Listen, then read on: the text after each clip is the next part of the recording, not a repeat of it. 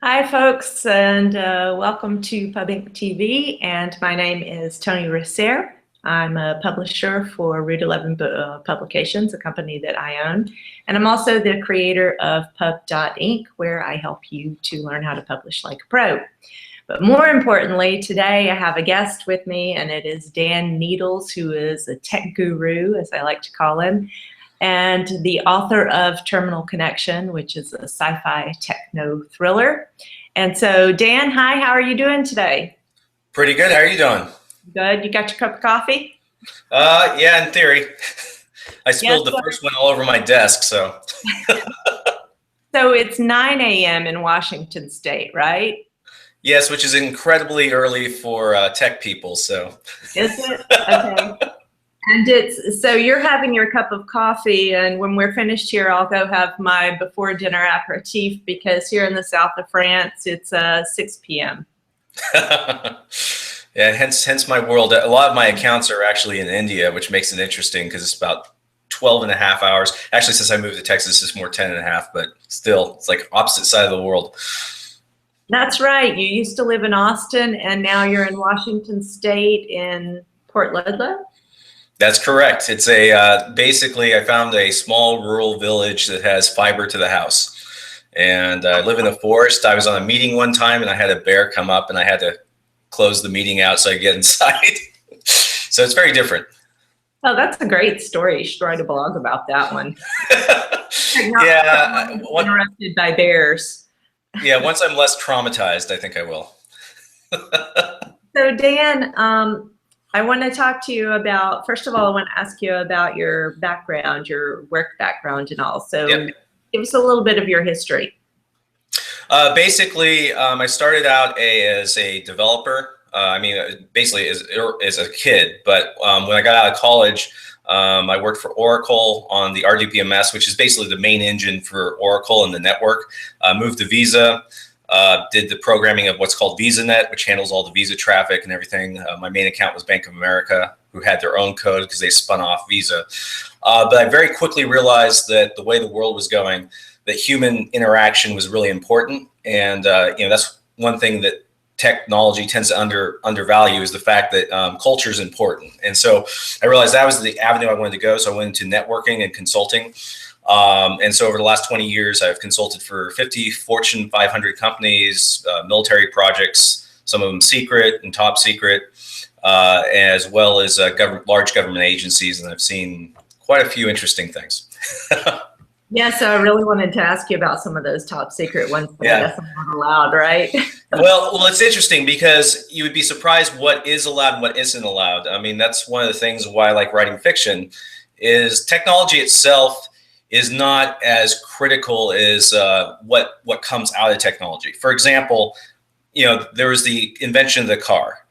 And what was interesting is the invention of the car combined with the baby boom directly led to the whole revolt in the 60s. Because when you have teenagers that can get a room by themselves, it creates the whole sexual revolution. And everything was actually basically sparked by technology. But asking a car inventor, he would have never said, "Oh yeah, this is going to lead to a lot of sexual looseness and that type of thing from the Victorian age." I mean, it was just unanticipated, and that's the type of thing I like to envision and try to visualize. That stuff is the hard stuff now. If we were back in the 60s, 70s, it was more about technology. But now most military and government, they realize they can't keep up.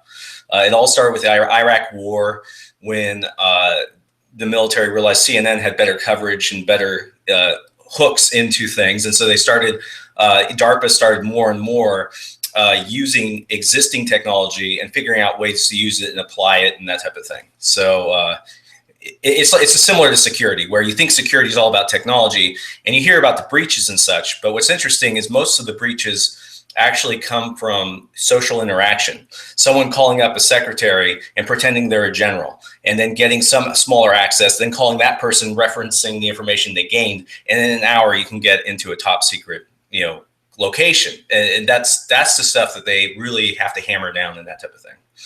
So what kind of things do you help these companies and government agencies with? I'm sorry, you can repeat that?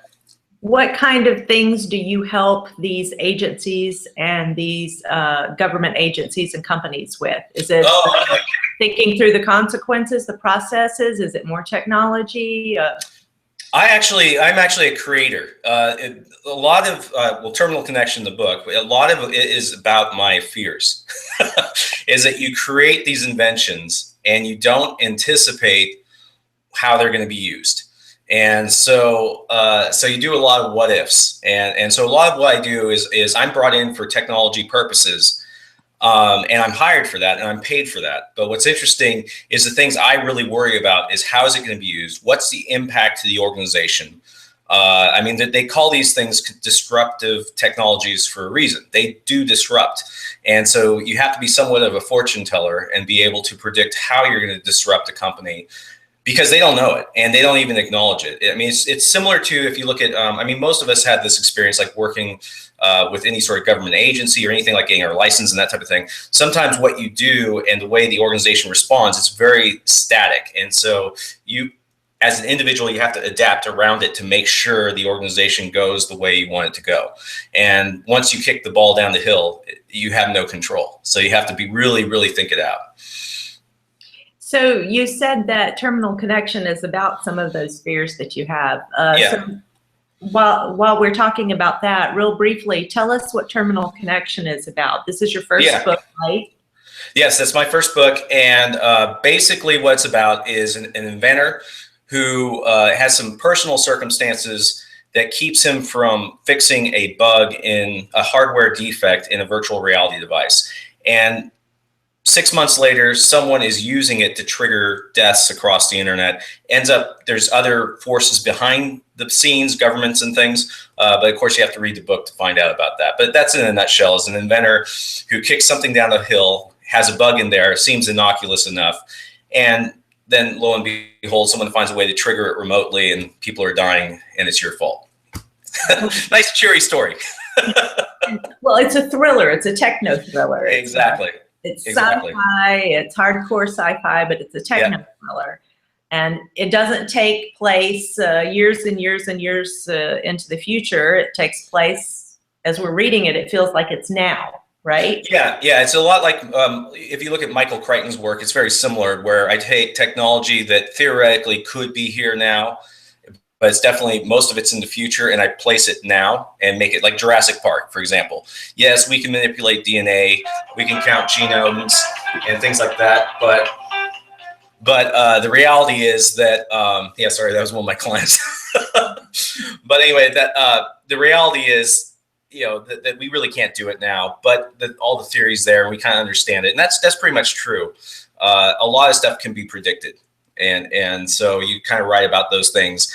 The things that are very difficult to predict are more the secondary things, like the car situation I talked about earlier, or like, you know, who would have predicted that when people get texting, they'd rather text than call people. You know, that type of thing that seems a little bit odd. Is like, if you were back in the day, you say, well, if you're going to just do this long text to someone, why don't you just call them? Until you have a phone that's there all the time, you don't realize. Well, sometimes it makes sense not to intrude, and it's a way to not intrude as much, but you have no concept of that, you know, before that point. So, yeah.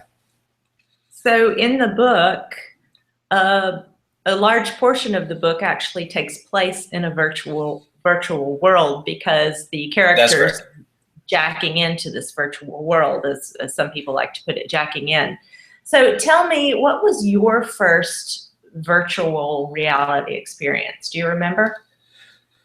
Well, that's tricky, because also as humans, we like to, we use our left brain a lot. And what I mean by that is the left brain basically cuts up reality into pieces, right? But the reality is the right brain looks at things as continuous and connected. And the reason why I do this as a preamble is I'm autistic. I have autistic, I'm definitely on the spectrum.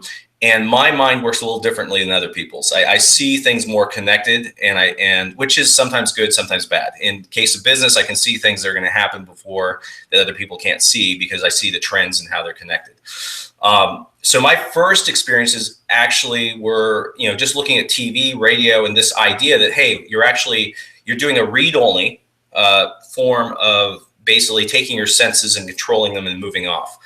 And then I did some philosophy work in college with Descartes and stuff, which talks about, that's actually the Matrix guy, but he was back in the 1600s when he thought about, well, what can we really believe in? What's really real?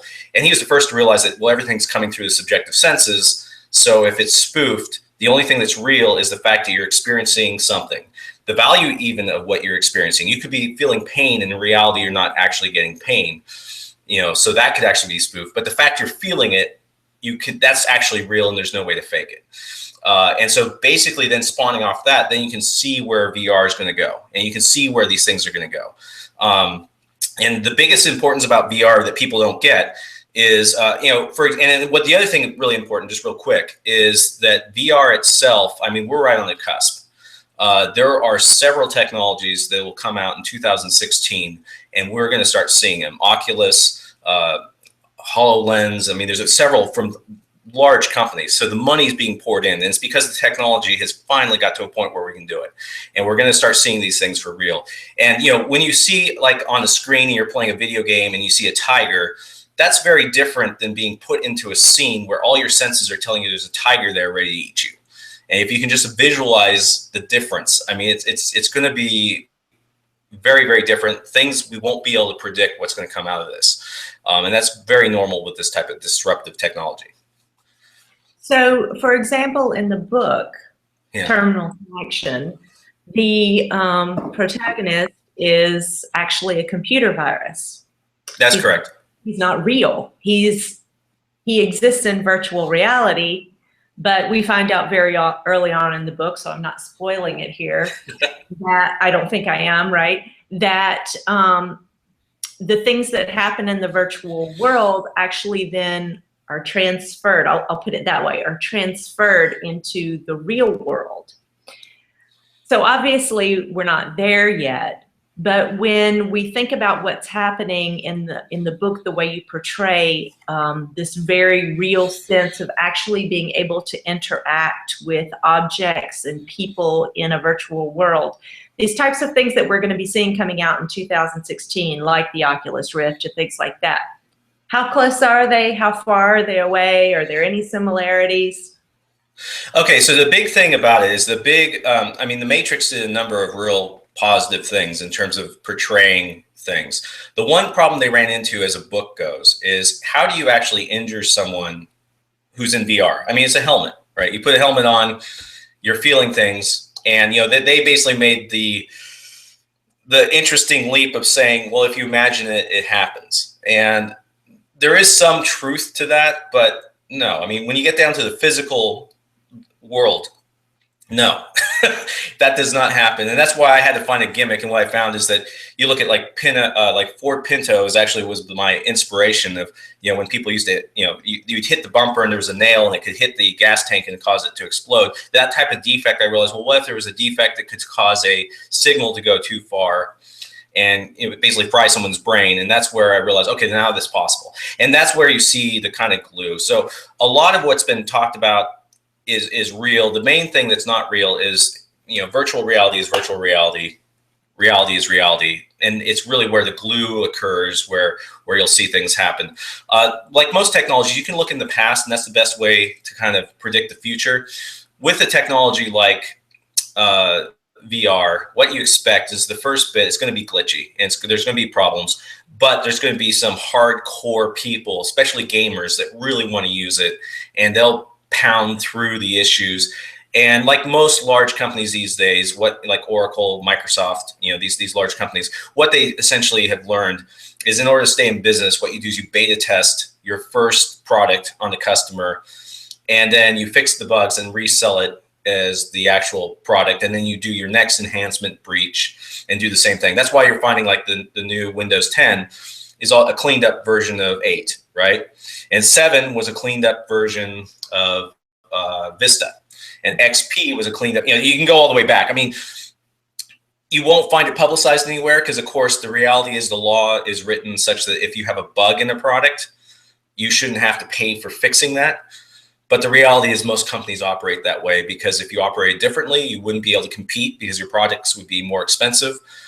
There are exceptions like Apple, who've done things very differently. But for the most part, unless you have someone like Steve Jobs or some real like religious type leader, it ain't going to happen. So I worked in software, and I'm familiar with the expression, just ship it, right? Yep. Yep.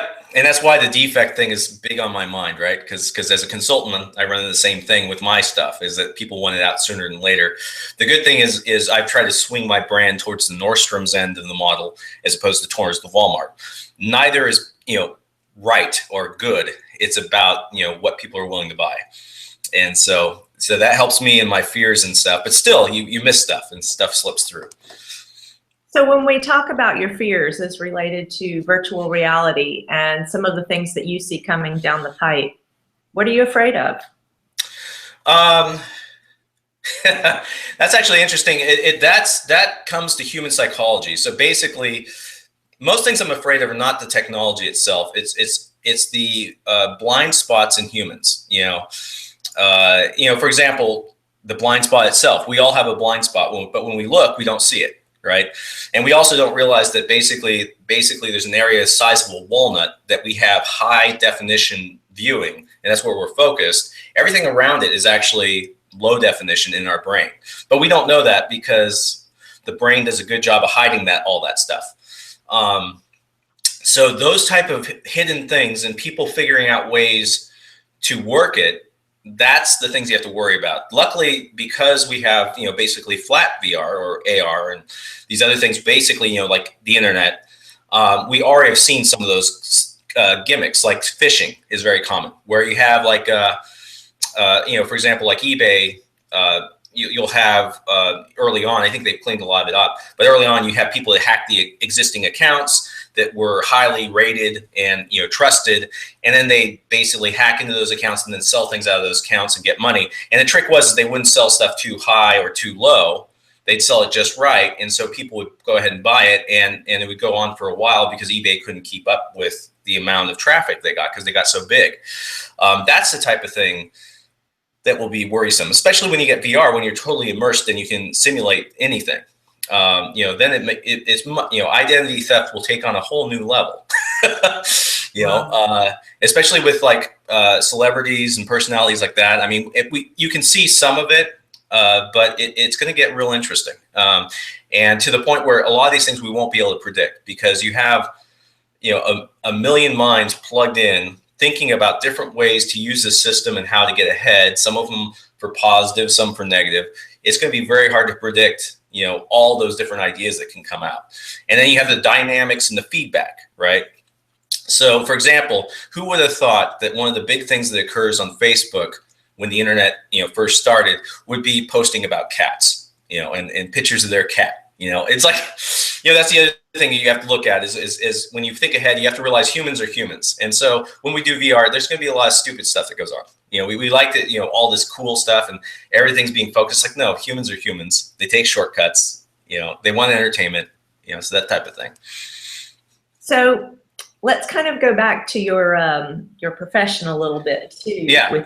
With VR, and what kinds of, are you able to tell us? I know there's some things maybe you can't talk about, but are you able to tell us what types of things are going on behind the scenes that we don't see yet maybe?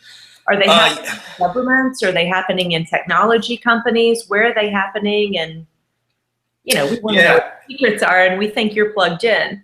Yeah. Well, I mean, there's actually a lot of different interesting things. I mean, and honestly, a lot of them, if you search around the internet, you'll see where things are going. And a lot of the secret stuff is actually around marketing, positioning, how you market, that type of thing. So one of the first things to understand with this stuff is one, no one has a crystal ball. Like you talk to the guy who came up, I mean, it's been several years, but probably at least half the audience will remember New Coke and Classic Coke, right? And they talked to the executive and they said, how'd you come up with it? Because it was one of those things that flopped, but yet it exploded their brand because people got so loyal to the old brand and they brought it back that it looked like they were responsive to customers. And he said, well, we're not that smart and we're not that stupid. And basically that we'd like to think that there's some conspiracy and someone in control. It's human nature to be happy if there's a conspirator that is in control. rather than there's no one at the ball and the ball's going down the hill and there's no one to blame. It just is. But that's the reality. Most of these things, most of these technologies, they get kicked off. Then the ball starts rolling, it gets big enough, and everyone goes, wow, that's a big ball, but no one wants to step in front of it.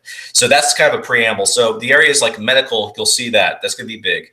And that's driven by the fact that our medical system in the United States is so screwed up. Like you go across to my Canada counterparts, just a few miles to the north, and you find out they're paying 1/10 of what I'm paying for medical insurance and getting basically about twice the service. And because of that, that's not a lot. And the good news is that's a lot of money, right? So that money and potential money is driving this idea of remote operations, remote diagnostics, a lot of technology that basically helps limit the amount of time of the doctor, which is extremely expensive because of lawsuits and a number of other things. So that's one area you see.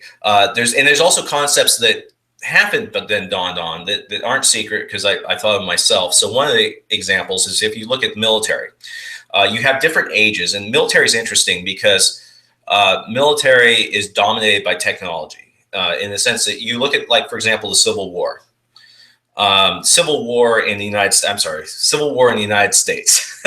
It was the bloodiest war in the United States. I think most other wars, if you combine all the American casualties, they're about the same as the number of casualties in the Civil War.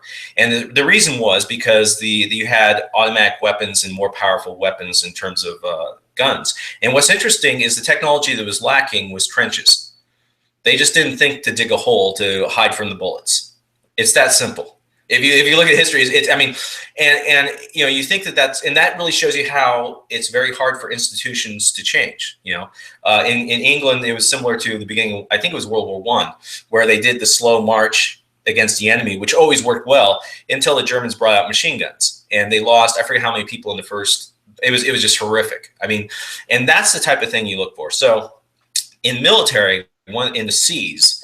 Right now, aircraft carriers are the most powerful thing. And aircraft carriers are the most powerful thing because something like 80% of the world population lives within 3 miles of the coast. You can take an aircraft carrier, which actually consists of a battle group of about 12 different ships. It's like a moving military base and city. And you plant it outside and you dominate that area. You just kill the air cover, and as long as you have enough land forces, you can do whatever you want. Well, what's interesting with VR is the reason why the aircraft carrier works is because you have human intelligence behind weapon systems that are right there on the battle, in the plane. Well, if you have VR, you can do the same thing. And what's interesting is then you have the concept of subs. Subs are stealthy. You can't see them. They're very hard to find. That you can make them out of different materials, and there's this whole kind of interesting arms race with that in terms of detection and hiding that goes back and forth. But they're much more stealthy and they're much more easy to handle. They're less expensive. But imagine if you had a sub with several missiles and just several different types, and you had VR attachments to the missile itself. The humans could help control the angle and ascent and where you're going to come in from. Obviously, a lot of the mechanics would be handled by the actual missile itself in terms of drag and wind and all that. But you could actually do some human intelligence in terms of how you come in to attack and that type of thing. You're seeing with drones, the same type of thing. So predictably, it always could change. It's hard to predict, but predictably, it seems like in about 50 years that submarines may become more powerful than aircraft carriers, and I actually write about that in Terminal Connection. And it's just because it makes sense as long as you can control the communication lines, which are much like logistic lines. They're just virtual instead of physical. You can really control the battle. So there's going to be big changes I see in military, medical. Those are big. Consumer, there's going to be a lot of big.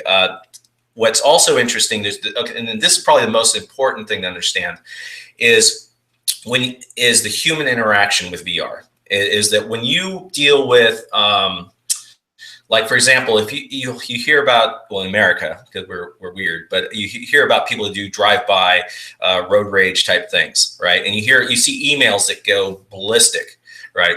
But what's interesting is you don't see that when people are talking. Or you don't see it with pedestrians as they walk by each other. And that's because 90% of our communication is through our face in terms of emotion communication. The reality is a lot of these virtual mediums, you don't have that. What will be interesting is when VR is able to pick up emotional and facial stuff, that's when you're going to see a massive transformation, in the sense that there is then no reason to be physically in front of a client if you can do that. There is some for like meals and things like that, because there's a social thing there, but a lot of what you can accomplish, you can actually do virtually. And you're seeing a little bit of it now, but the emotion thing is what's holding it back. Once that emotion thing gets connected, then it gets real interesting. It's things I'm doing. Like, I moved out in the middle of nowhere in a county with 32,000 people with fiber to the house, and I can operate fine. And I haven't traveled, I think, in about 9 months now. And so you can do that. And that's going to start happening. And then what you'll see is the disintegration of the city. I mean, you're already seeing suburbs and things, which has been a slow process over the last 100 years, but you'll actually see disintegration. And then, of course, you have environmental concerns and all these other things that come up. And well, it doesn't mean that city centers will go away. It's just simply that the suburbs and stuff will probably disperse quite a bit. So these are all the things you'll see. There's a lot of ramifications with VR. And it's interesting because they come down from these simple seeds of, like, you communicate your emotions through your facial expressions. You know, it's these little things that end up compounding from almost like a butterfly effect, and basically compound and make these huge impacts and ripple through society and technology. So that's interesting. So you're telling us then that there are no great government conspiracies where they're developing some VR technology that's going to control all of us or have some negative consequences on our lifestyle. But No. you're not a conspiracy theorist, right? Right. But Well, go ahead. Continue. Then I'll ask the second part of the question. Oh, okay. Just real quick. So I do believe in conspiracies. It's just, oddly enough, I think they're not conscious. I think that there's personal conspiracies in terms of individuals that want to get ahead. There's group conspiracies of groups that want to get ahead. But the reality is that in order to function in society, we're social beings. And if you're selfish, whether you're a group or individual, generally that breaks down. It worked better back, 150 years ago or so, but now with power and information dispersed a bit, it's a lot harder to do. But that said, you do have these conspiracies of thought. Whoops. You do have these conspiracies of thought where little things. I mean, it goes back to the technology stuff. Like, little things will change. A perfect example of conspiracy: people were afraid of 1984, of everyone seeing into everything and losing privacy and this and that. Well, guess what? We're all living it. Facebook, Google, if you use these things, they're selling everything they can get about your information, and we're pretty much okay with it. And it's no one's died or anything, but that's how it works. But that's a conspiracy right there. Is that, no one, if you told people, I live in a retirement community, and I'm telling you, most of the people I talk to, because I started up a next door, which is like a little Facebook but local, and the biggest resistance I have is from these people from post World War II, and they're like going, "This is 1984." They know about it, and I have to explain to them, it's like, because they have to put their information in. And I have to explain to them, it's like, I hate to tell you this, I went online and I looked at your tax records because they're available online. That's how I got who you are, your address, all that. It's already out there. If you're afraid about me using it, I'm actually just protecting people coming into the site by making sure that they actually do live here, and your information's already out there. But that's an example of a headless conspiracy, and that's the real trick. Is once a conspiracy becomes accepted, that's when it then becomes just the reality, and that's there's a lot of that goes on, a lot more than we think. But in Terminal Connection, in the book, there is a government conspiracy, is there not? Yes. And a lot of that actually, is an example is partially headless though, because what you have is some individuals that want to get ahead, and they want to hide some facts. And there's multiple, and what's interesting is multiple organizational, and that's also very common, where it's not organized. So you have the military, you have the company, you have some interest groups, and they all basically have an angle on keeping this thing hidden and not having it come out. And then you have the key defect that basically sparked it all and allowed everything to happen. And so in that sense, there are actual conspiracies of these individuals and groups. But what's interesting is a lot of them are acting independently, and they're doing their own thing based on their own. And that's a lot of how society works, is you have groups, and then combined together, it becomes this hodgepodge, and that's the ball rolling down the hill, where it's like, yeah, you want to stop it, but it's like trying to stop a rolling snowball, or better, a rolling marshmallow, right? You push and it just gives and it keeps coming. And that's how these conspiracies get so difficult, is because they're headless, is that you've got multiple people and you have to knock down 10 people, or you have to come up with something even better and eclipse it, and that's how you get rid of those conspiracies. But it's difficult. It's incredibly difficult. So backing up a little bit, can you talk to us a little bit about the history of virtual reality? And I mean, from a technology standpoint, where did it start? Who first started developing? Who started, I know you talked about this philosopher earlier who kind of was almost prophetic, right? Which sometimes we find that a lot of people who were philosophers end up being prophetic about technology. But from a really hardcore technology standpoint, who was using it first? Who was developing it and why? Well, to be honest, I don't know all the key players, but it's been going all the way back to at least 1960, where they were playing with different things. I mean, we like to think we're always smarter, in the current generation and stuff, but a lot of this stuff was already thought about, and it was a lot harder to get. And the one thing you have to understand is my uncle was actually in computers, and that was back in the 1950s. And what's interesting is back then, to program, you actually had to go in and you had like little dip switches. Everything was in tubes. And so to get a program, one iteration, would take like 2 days, and then to get it to run would take another day. And then if there were any mistakes, you'd have to go back. And so things were much slower, because what I just described, I can do in 10 minutes. And so because of it, you had to have the bar for people entering the industry was much higher. You had to be incredibly intelligent. And it's not saying that people aren't too intelligent now. There's just a lot more of them. But the thing is, they had a lot more control and that type of thing. And that's where really a lot of these ideas and thoughts came out of, and a lot of the experimenting and stuff like that. And what's also difficult is VR. You have the VR field. And that was interesting because it moved really rapidly up until about when the Matrix came out. And then everything came to a grinding halt because they just realized the technology is not there, and it was basically abandoned. And then, like I said, about 2 years ago is when things started picking up again, and we're just at the cusp where we're seeing where things are going to come out. And of course, all the stuff started with visual, right? And you just basically read only, visual. You turn, you can see things, that type of thing. They added in sound. And then things have now they're doing interaction, where you actually you can put straps on basically your arms, and they sense where your body is, and you can actually move around and that type of thing. Before that, they had treadmills and that type of thing. And of course, with Connect and some of these other things, they try to use visuals and look at where the human body is just through cameras and figure out that type of thing, which was actually really intelligent, because that was very inventive how to do it. And then you have the other areas, because you have more than your 5 senses. So basically they're going to march through the senses. The main one's sight, hearing. Next one's smell, which oddly enough they're actually having a lot of fact for.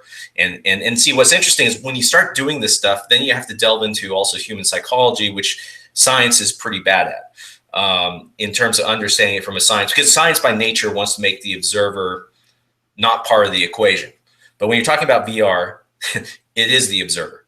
It is understanding the subjective experience and what it means. It's understanding that, like, when you have a smell, how often have you gone out and smelled something and it reminds you of your childhood? That happened. There's these connections that you have to understand when you're really making the VR in terms of trying to simulate it and that type of thing. And then, we always told there's 5 senses. That's not true. You have hunger, thirst. There's even a magnetic sense. We have that in our bodies. There's a lot of different sensory stuff that just hasn't been explored, and what it really shows is that we don't understand what we're building off of. And so VR, that's another thing that's going to be understood, is the idea of who we are, what makes us us, the fact that subjectively we're separate from ourselves from even a few minutes ago, that we have no connection. That's what the Matrix was showing, is that if someone brainwashed your brain and told you did something different 5 minutes ago, you wouldn't know better. And it really shows us that we're only in the here and now, and that's it, from a subjective standpoint. Objectively, we can remember back, but we have to access some sort of external resource and then replay it, and then we can feel it and remember where we were. So all that has to be understood. and and you'll see it, and it'll be interesting because that's the biggest change I see from all this is the belief systems will change. Similar to what I was talking about earlier, where 1984 was a big fearful thing. We're here, and a lot of our privacy is gone, and we don't care. And you'll see the same thing with VR. I think it's interesting that you were talking about extra senses like hunger and thirst. It reminded me of a scene, or even a couple of scenes in Terminal Connection, where you had the characters in a desert, as I recall, and they were in virtual reality. They were in the virtual world, and they were in a desert. And I remember the character thinking, well, this needs some work. It's not realistic because here I've been walking through this desert for 2 days and I'm not thirsty. And this would work better if I were thirsty. So I thought it was interesting that one of the things that I really liked about the book is that it wasn't sci-fi technology so far flung that it was totally unbelievable. You know, there were the glitches. And I assume that comes from your experience of being a technical person. Yeah, exactly. It's from the technical experience and also from the autism. It's the ability to put yourself in the scene and think about, if you're living it and feeling it, you know, what connections, what new mind thoughts would be constructed and perceptions, and then what would that cause? And it is thinking ahead and trying to really envision it. And when you're, you know, the autism is basically connecting to the right brain and the connectiveness, and that's where it helps, because it connects not only it connects both concepts as well as time and everything else, and you just basically let yourself loose in that, you know, that mindset, and then you're able to kind of pull things together, and then you have to come back and use the left brain to articulate it all, which is always the challenging. And to be honest, it's kind of funny. I find technology really easy. People, that's a little bit more difficult. Society, that's more difficult. Paradigms is even more difficult. Then writing about it, that's the novel stuff.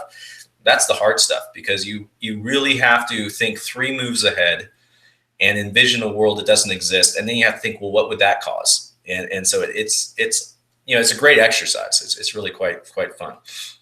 So let me ask you a question. Are you a gamer? I'm sorry, can you repeat that? Are you a gamer? Do you play games? Yeah, actually, I do play games, but honestly, not a whole lot, because I'm just too busy. You know, I have multiple contracts, various times, and then during the downtime, I have to basically pimp myself, right? I'm both a salesperson and a technologist, and which keeps me balanced and keeps me real.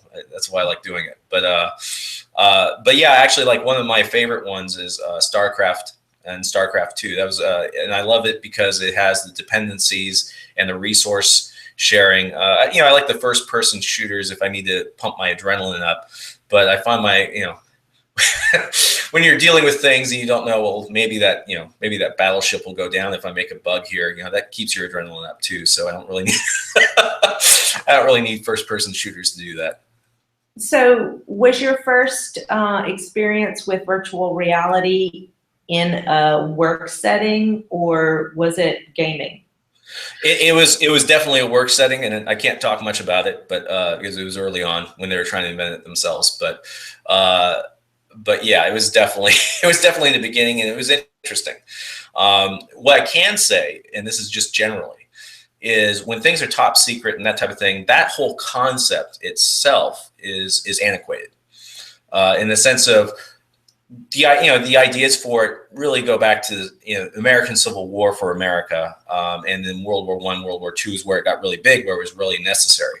I mean, you're talking about the concept of information secret, top secret. Yeah. Yep, secret and top secret and all that. It goes back to that time frame, and that's, you know, it was a very different world. It was a physical based world, and what's interesting is a lot of things that you know are deemed secret and that type of thing. It's more about the uses and the applications and the fact that you have social interactions to get around things and that type of thing, which wasn't possible back then. Those are the things that aren't as well protected with that type of model. The other thing you have to realize is, you know, when you think about secrets and stuff, how they keep it secret is they keep things, and this is universal, is they keep things separated. and they make sure it's kind of like in labs they do this too, where basically have positive pressure inside the lab. So if you enter the lab, air pushes out, and you're guaranteed that nothing will come in. The human body does that too. When you bleed, it's pushing out, and so that things can't come in. So you do the same thing with information, with secret, top secret, regardless of the country or whatever. You basically have pressure. So that means when you bring stuff in, it has to be brought in manually. You can't really bring a disk in or anything like that because you don't know what's going to slip in and that type of thing. And of course, if you think about it, that's going to really slow things down. And then in addition to that, when you create people that can do top secret stuff, well, essentially what you're doing is creating another hoop, right? You basically say you have to jump through these things. We have to make sure that you're not. And it's interesting what they look for. They look for things like, and this is across, again, universal. Again, it's antiquated. So they look for sexual deviance or quote unquote deviance, right? We're much more accepting now, but they look for that because, in the 1950s, if you said, well, like I'm a man and I like other men, it would cause problems. And so someone could use that and basically make sure that you give them the information they want. Otherwise they'd let it out. The reality is that no one cares now. Or subset, most people don't care, and so the filtering is still like that, and the reality is that it really should be different. It's like there's other things, and it's just that it goes back to when you make these institutions and things get in motion, they stay in motion. It's one of the common things I always look at is that one of the best ways to predict technology and people and things is not only just the genetics in terms of like how we recognize differences in face, but if someone has a different arm, we don't notice it because of the way we're wired. The other aspect is the social aspects and how they play and the interactions and the things that once you have something in motion and like you set up a precedence, it's like a ball rolling down a hill. It gets its own energy. It builds its own energy. And even when it outlives its use, it'll keep going. And that's why as an individual, you look at like organizations and things, you go, wow, that's just stupid. Why is anyone doing that? And the reality is it's because it was done before and no one's stepping in front to change it. It's what I call kind of the corollary to Newton's law of motion. Things in motion stay in motion.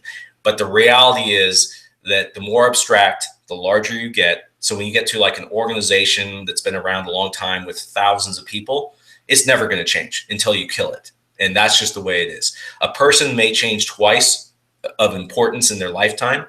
But if you get something small like a code, it changes all the time. And it's just the nature of things. And that dictates a lot of these policies and things and how they work. Earlier, you mentioned AR, augmented reality. Can you please for a minute about for those who don't understand the difference between virtual reality and augmented reality? And maybe a little bit about where that technology is and where it's going as well. Yeah, well, obviously Google, they tried their first parlay into that and it didn't work out so well. But that's more because society, that gives you an example. That's because society wasn't ready. I mean, an example of MySpace versus Facebook. MySpace could pretty much do anything that Facebook could do. The difference was they came a few years too early. They hit, a certain market, they got branded. And once you get branded, it's all about sales and marketing with these products. And so then Facebook came with a different approach, different branding, and did pretty much the same thing and just swept them aside. So a lot of things are like that, where they kind of get swept, and it just depends on the angling into the market. Mm-hmm. So what is the difference between augmented reality and... Oh, I'm sorry. Yeah, I'm sorry. I got lost track there. So augmented. So what's interesting with augmented reality, so basically augmented reality is simply painting up different sensory information on top of an existing scene.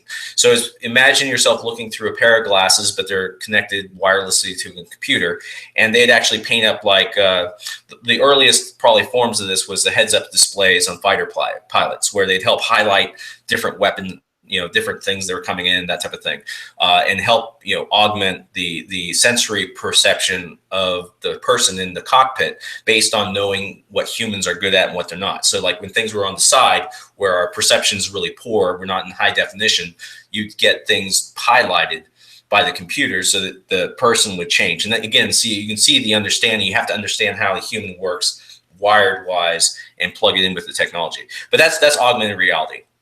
And another thing psychologically to think about is, so people think of reality and virtual reality, and that's how humans start. We start all or nothing. We think it's either going to be all virtual or all physical, and there's no in between. And then over time, as these ideas start to fester, people start going, well, maybe we can do partial virtual reality. And AR is essentially partial virtual reality, where you put things and simulations on the scene, but you also include the scene itself. And this, in some sense, although the technology is pretty advanced, the psychological aspect, we don't really understand what that means, because society is just grappling with this idea of virtual reality versus reality. I mean, we saw The Matrix, but what's interesting is most people look at it and say, oh, there's nothing wrong with it. And it's like, yeah, if you see something, somehow you magically start hemorrhaging and you die. You know, it takes a while for society to understand, well, no, that's actually not real. It has to be physical or not. And it just takes time for that to sink in and understood.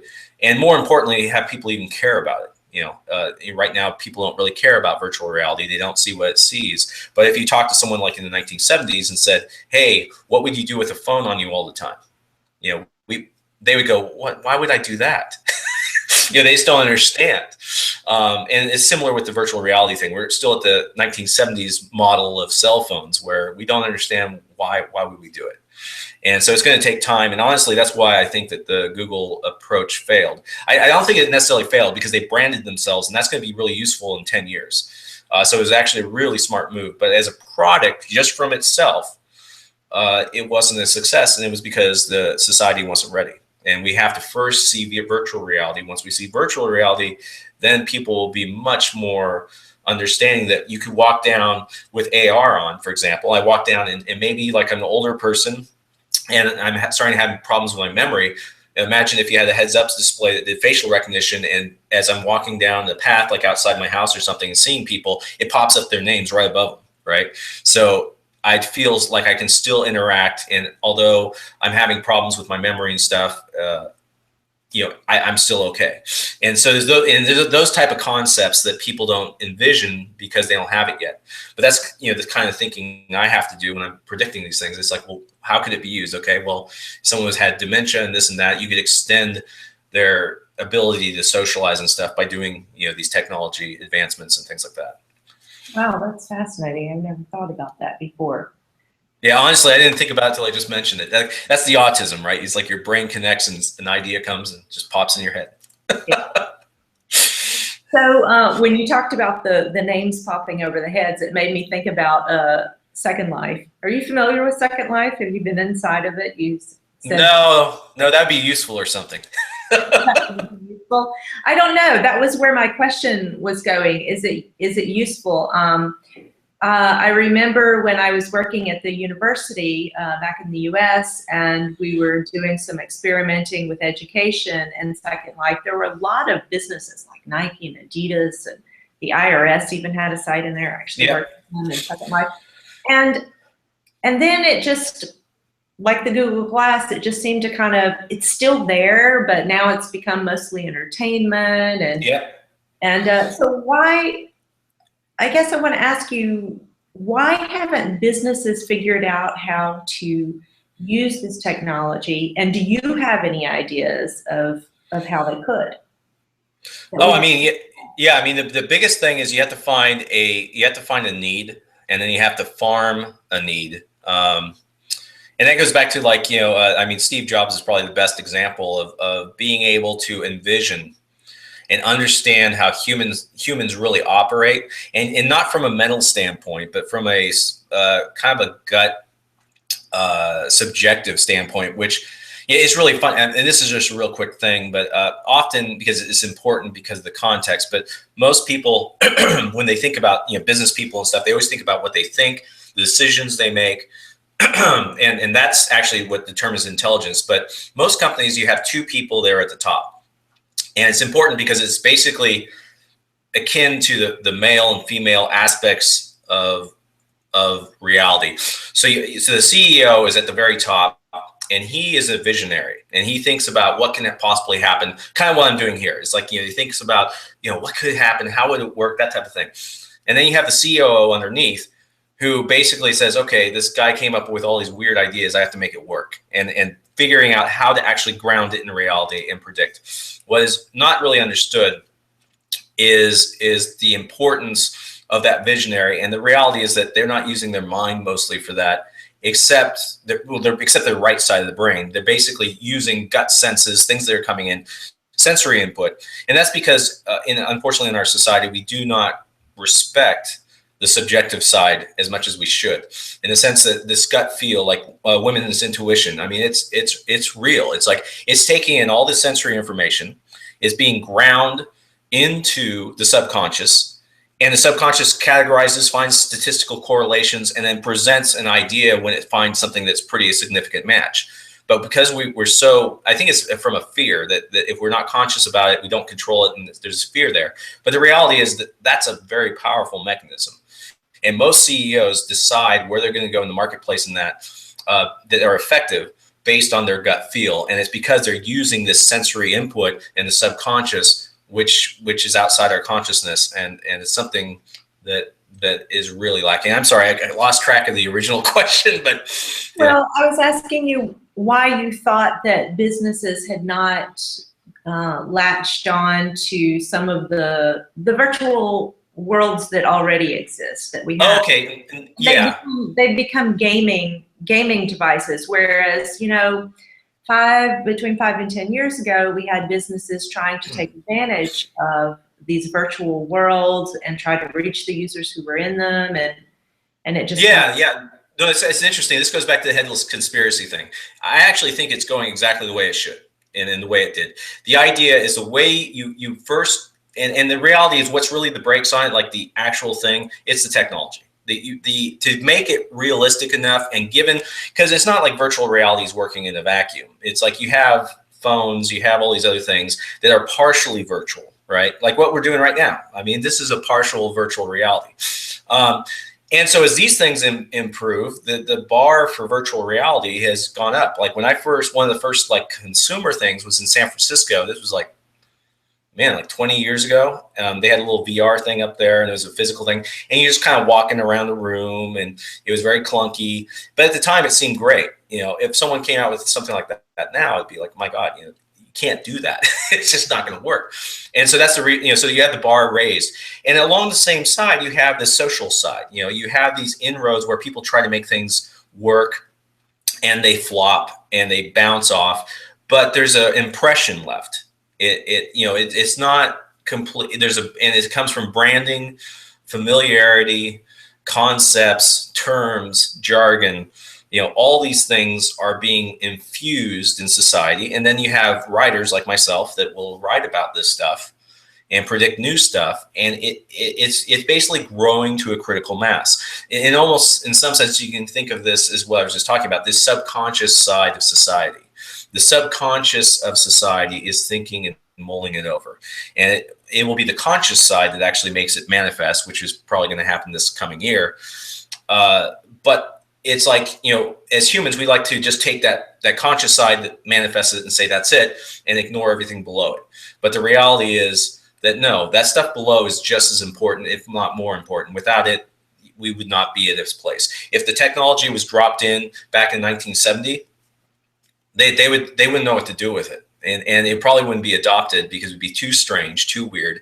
I mean, even the concept of science fiction back in the 70s, only a small subset of the population would watch science fiction.